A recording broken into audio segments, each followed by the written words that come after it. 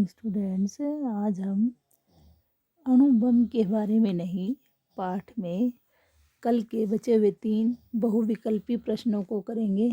बहुविकल्पी प्रश्नों में आपका छठा प्रश्न रहेगा, समस्त विद्या ज्ञान और अध्ययन आदि का फर्क क्या है।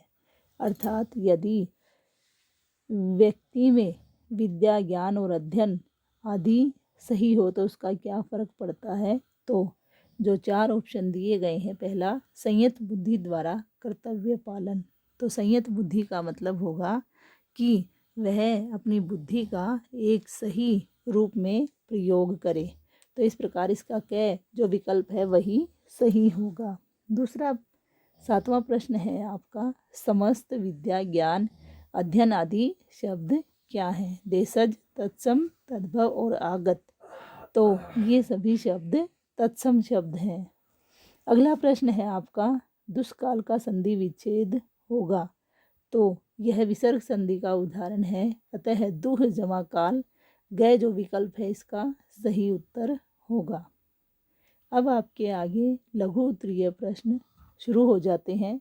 तो लघु उत्तरीय प्रश्नों में आपका पहला प्रश्न होगा, अणु बम के बारे में नहीं, पाठ में पश्चिम और पूरब के घर वालों में लड़ाई का मुख्य कारण क्या था।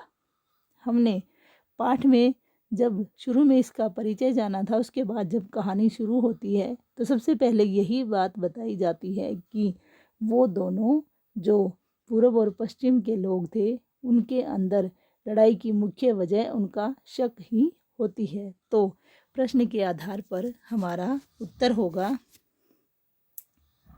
अणु बम के बारे में नहीं, पाठ में पश्चिम और पूरब के घर वालों में लड़ाई का मुख्य कारण उनका एक दूसरे पर बुरी तरह शक करना था। यही बात मैंने आपको बताई थी। तो अब दूसरा प्रश्न देखिए, अणु बम के बारे में नहीं, पाठ में स्वयं को सुरक्षित रखने के लिए दोनों ओर के घर वालों ने क्या क्या हथियार एकत्र किए।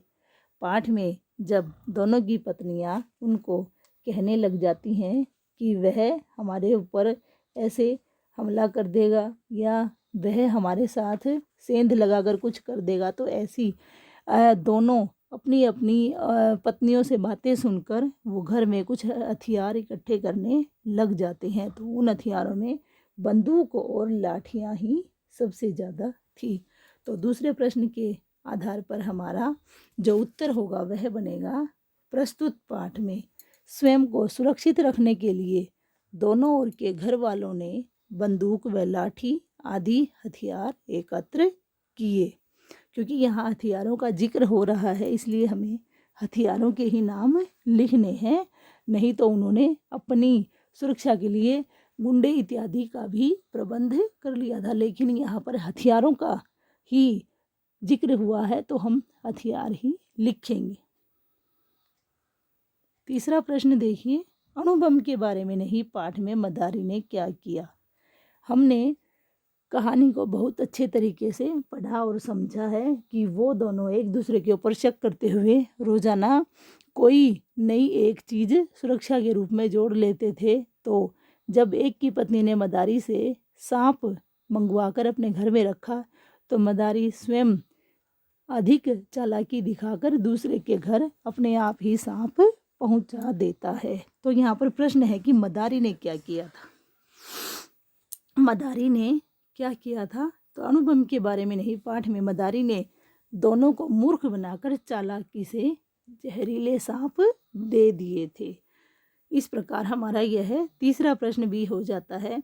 चौथा प्रश्न देखिए, अणु बम के बारे में नहीं, पाठ में गांव वाले क्यों डर रहे थे।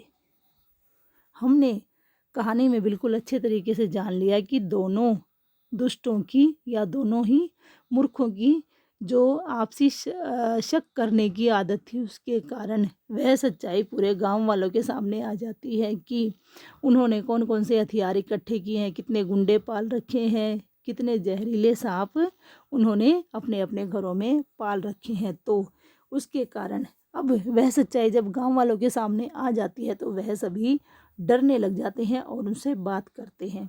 तो प्रश्न के आधार पर हमारा उत्तर बनेगा,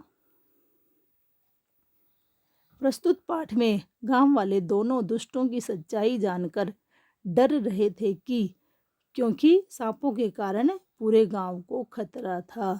तो यही बात पूरे गांव वाले जान जाते हैं और वो इसी कारण उनसे डरने भी लग जाते हैं। अगला प्रश्न है, अणु बम के बारे में नहीं पाठ में साधु बाबा ने दोनों घर वालों को क्या समझाया।